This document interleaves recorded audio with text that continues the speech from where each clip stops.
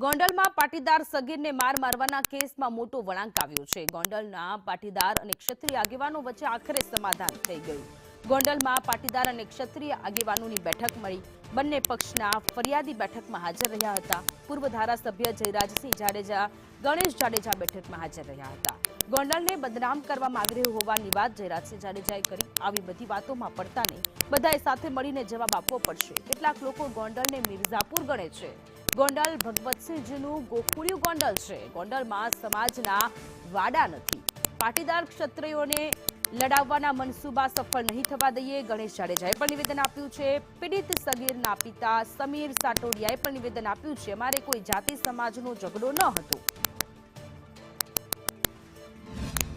સમગ્ર સૌરાષ્ટ્ર બહાર બેઠેલા લોકો જે રીતે ગોંડલને અલગ નજરથી જોવે છે, જે લોકો ગોંડલને મિર્ઝાપુર તરીકે સંબોધે છે, એવા આવારા તત્વોને એવા ટપોરીઓને અહીંથી ગોંડલના 18 વર્ષના લોકો તરફથી ને ગોંડલના યુવાન તરીકે એવા ટપોરીનો હું જવાબ આપું છું કે ભાઈ ગોંડલ ગોકુળિયું ગોંડલ છે સર, ભગવતસિંહનું ગોંડલ છે, અને ગોંડલની અંદર તમામ સમાજના લોકો 18 વર્ષના લોકો એક થઈ અને રહે છે। ભવિષ્યમાં પણ ગોંડલની અંદર કોઈ પણ જાતના જ્ઞાતિ જાતિના વાળાઓ છે નહીં। ગોંડલ ટીમ ગોંડલ તરીકે ભૂતકાળમાં કામ કર્યું છે। ભવિષ્યની અંદર પણ ગોંડલના પટેલ સમાજના વડીલો, ક્ષત્રિય સમાજના વડીલો, 18 વર્ષના લોકો સાથે રહીને મજબૂતાઈથી ગોંડલની અંદર રહેવાના છે। એની આવી બધી વાતમાં નહીં પડતા મને લાગે છે કે ગોંડલની જે રીતે પ્રગતિ છે, ગોંડલ જે રીતે સુખાકારીથી જીવે છે, ગોંડલની અંદર ધંધા ઉદ્યોગ, મને લાગે છે કે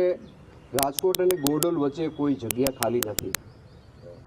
મને એવું દેખાય છે કે આ શાંતિનું પરિણામ છે, અહીં સલામતીનું પરિણામ છે। આ બધા ભેગા મળીને આજે આ મેળાછામાં કોઈ ક્ષત્રિય અને પાટીદાર બે જ નથી, લગભગ સમાજ માનો કે 18 આલામાની અંદર છે। બધાએ પોઝિટિવ આ વાતની દિશા લીધી છે, બધાએ બંને પક્ષને સમજાવ્યા છે, બંને પક્ષે પણ આ વાતને સાચી રીતે સ્વીકારી છે। પહેલાં તો એ કહી દઉં કે મારે કોઈ જ્ઞાતિ જાતિ એને ઝઘડો હતો, પહેલાં પણ નહોતો અને અત્યારે પણ નથી અને આગળ નહીં રહીએ, અને એ કોઈ રાખવાનું નથી। બીજું કે જે જયરાજ બાપુનો પરિવાર અને અમારા પરિવારના જે આગેવાનો જે થકી સુખદ સમાધાન થયું છે કે ગોંડલ જેવી શાંતિ ક્યાંય નથી। અહીંયા તમામ સમાજ ઉપસ્થિત એમને પૂછજો, જાણતા કે અજાણતા નાનું મોટું કોઈ ચમકલું થઈ ગયું હોય, બાકી ભૂલ સમજાણી છે કે ભાઈ આપણે ખરેખર આ ગેરમાર્ગે છીએ।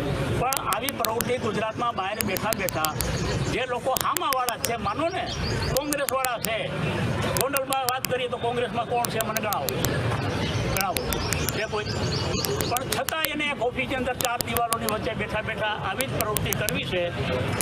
બોલો તમારું શું કહેવું, બોલો તમારું શું કહેવું, તમારે શું કહેવું, ફલાણા આમ કહે છે, કોઈને કાંઈ કહેવું તેમને શાંતિથી રહેવા દો ને રહીશી।